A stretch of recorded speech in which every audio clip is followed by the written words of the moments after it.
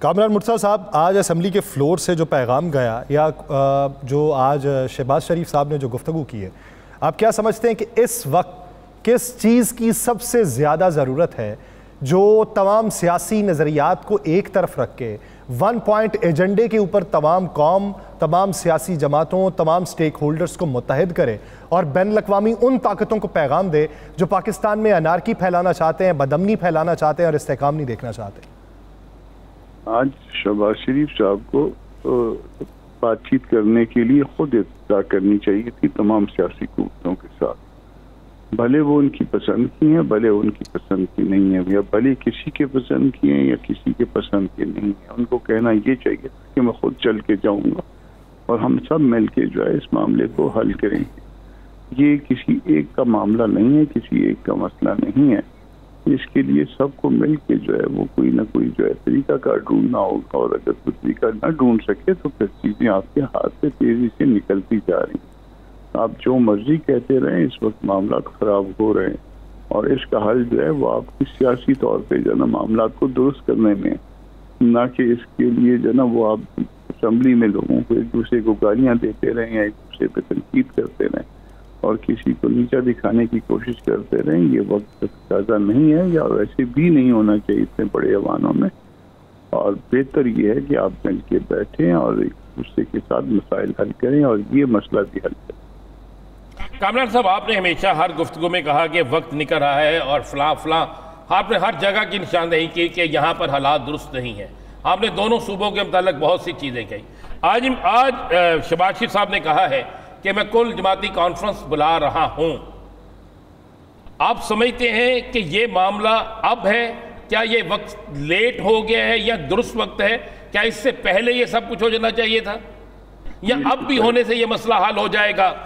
یہ اس سے پہلے ہو جانا چاہیے تھا. ہم نے وقت نکال دیا ہوا ہے، مگر اس کے باوجود بھی یہ اچھی بات ہے کہ وہ کل جماعتی کانفرنس بلوا لیں. اور اگر فرض کر لیں کہ اگر اس کل جماعتی کانفرنس میں کوئی پارٹی رجسٹ کرتی ہے کہ ہم ان کی جو ہے اس میں نہیں جاتے کل جماعتی کانفرنس میں، تو اس سے بہتر یہ ہوگا کہ کوئی انڈیپینڈنٹ پارٹی، کوئی تیسری پارٹی بلوا کے سب کو ایک جگہ پہ اکٹھا کرے اور اس معاملے کا کوئی مناسب حل نکالا جائے. اور اس کے لیے ایک اور چیز جو بہت ضروری ہے کہ الیکشن میں حقیقی نمائندے جو ہے وہ الیکٹ ہو کے آنے دینے چاہیے، ان کا راستہ نہیں روکنا چاہیے.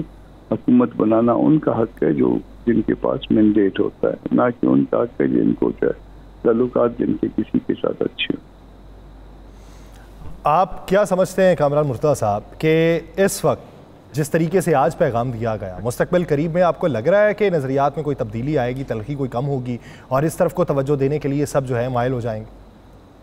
جو کچھ آج قومی اسمبلی میں ہوا وہ تو اس بات کی نشاندہی نہیں کرتے ہیں، مگر وزیر اعظم نے کہا ہے ان کو جو ہے بینیفٹ آف ڈاؤٹ دیتے ہیں، ان کے اوپر اعتماد کرتے ہیں، مگر اس اعتماد کو ایک آدھ دن کے اندر نظر بھی آنا چاہیے. ان کو اگر کہیں کسی کے پاس چل کے جانا پڑے تو اس سے بھی کوئی قیامت نہیں آئے. مولانا فضل الرحمان ایک ایسی شخصیت ہے جو تمام لوگوں کو کٹھے بٹھا سکتے ہیں. آپ سمجھتے ہیں کہ حکومت اپنی جگہ جو مرضی کرتی رہے، مولانا صاحب اس معاملے پہ سب کو اکٹھا کرنے کی کوشش کریں گے؟ مولانا میں یہ کیپیسٹی موجود ہے کہ وہ اکٹھا کر لیں. پہلا حق جو ہے وزیر اعظم کا ہے، اس لیے یہ پہلا حق جو ہے وزیر اعظم کو اختیار کرنا دیجیے. ہم ان کو اگر کہیں پہ تعاون چاہیے بھی ہوگا تو اس میں تعاون بھی پرووائڈ کر سکتے ہیں، مگر اگر فرض کر لیں کہ پرائم منسٹر فیل ہو جاتے ہیں تو دن پھر یہ معاملہ جو ہے مولانا صاحب کے سپورٹ کر دیں. مولانا صاحب آپ کو بہتر نتائج دیں گے. تو مولانا خود آگے بڑھ کے کوئی تگودو نہیں کریں گے سر؟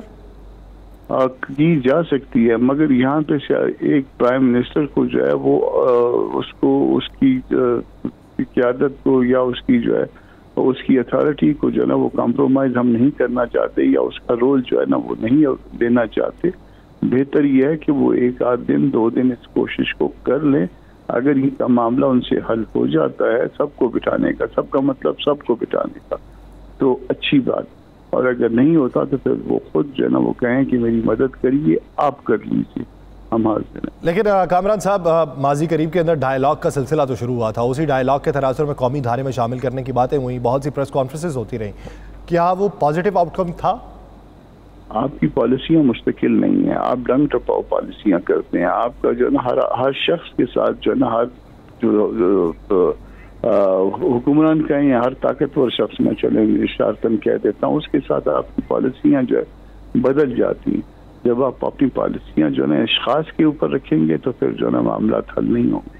آپ معاملے کو لائیے پارلیمان میں، ڈبیٹ کریے، اور پارلیمان اس کی اونرشپ لے، فیصلے کرے، انڈیپینڈنٹ فیصلے کرے، اور ان کو جو ہے نا ان کو امپلیمنٹ کروائے۔